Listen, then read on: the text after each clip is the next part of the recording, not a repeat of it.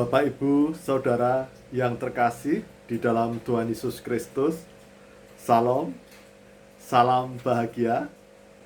Perkenankanlah pada kesempatan ini saya hendak sharing tentang salah satu unsur dari pertobatan sejati. Saudara-saudaraku yang terkasih di dalam Tuhan Yesus Kristus, bahwasanya setiap orang sudah jatuh dalam dosa, sudah kehilangan kemuliaannya karena dosa-dosanya. Dan oleh karena itu, Tuhan berkenan kepada manusia yang mau mengakui segala kesalahan dan dosa-dosanya, mengakui di hadapan Tuhan dan di hadapan manusia, sehingga menjadi pertobatan yang sejati, yaitu ketika seseorang mau memberanikan diri terbuka untuk mengakui segala kesalahan dan dosa di hadapan Tuhan dan manusia, dan juga rela untuk mendengarkan nasihat melalui firman Tuhan, juga melalui renungan khotbah hamba Tuhan atau nasihat dari orang lain. Dan kemudian seseorang yang sudah mengakui segala kesalahannya, bertobat, mau menerima berbagai nasihat spiritual, kemudian hidup taat dan setia kepada Tuhan. Bagaimanakah seseorang bisa sungguh-sungguh melakukan pertobatan yang sejati, dapat mengakui segala kesalahan dan dosa di hadapan Tuhan dan manusia? Salah satu unsur utamanya adalah memiliki kerendahan hati. Jadi, saudara-saudaraku, seseorang yang bertobat dengan sungguh di hadapan Tuhan dan manusia memiliki unsur di dalam dirinya adalah sifat atau karakter kerendahan hati. Jadi, saudara-saudaraku, pertobatan belum dianggap sebagai pertobatan yang sejati jika belum dilakukan dengan kerendahan hati.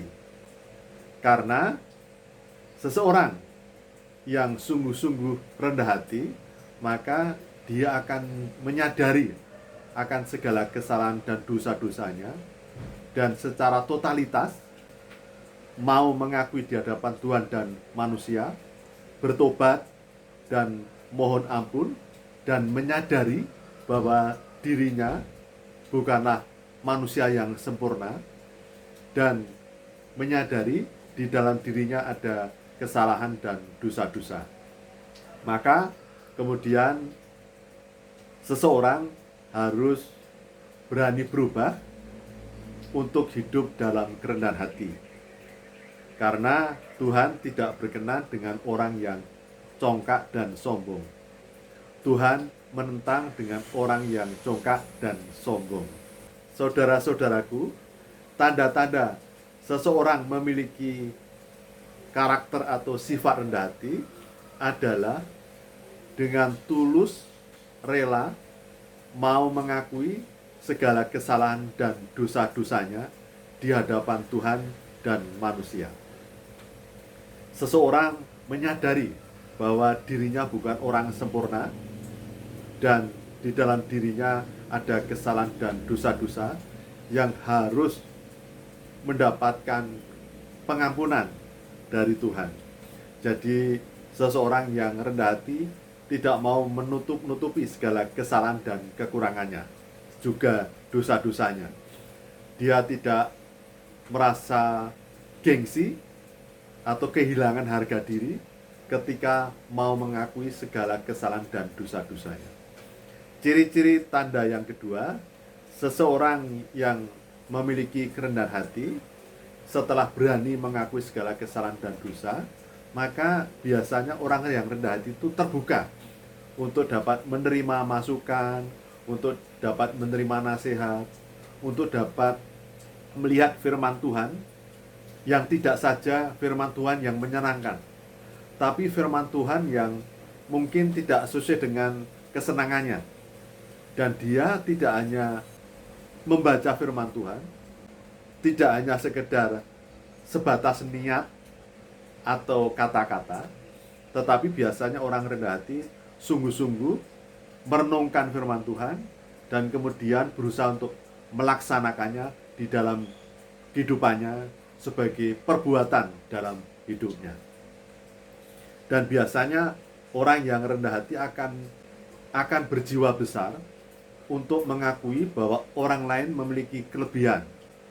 Di atas langit masih ada langit. Jadi seseorang yang rendah hati tidak gengsi untuk mau mengakui bahwa di dalam diri orang lain ada kelebihan dibandingkan dirinya. Jadi orang yang rendah hati tidak hanya melihat kekurangan orang lain, puas jika melihat kekurangan orang lain.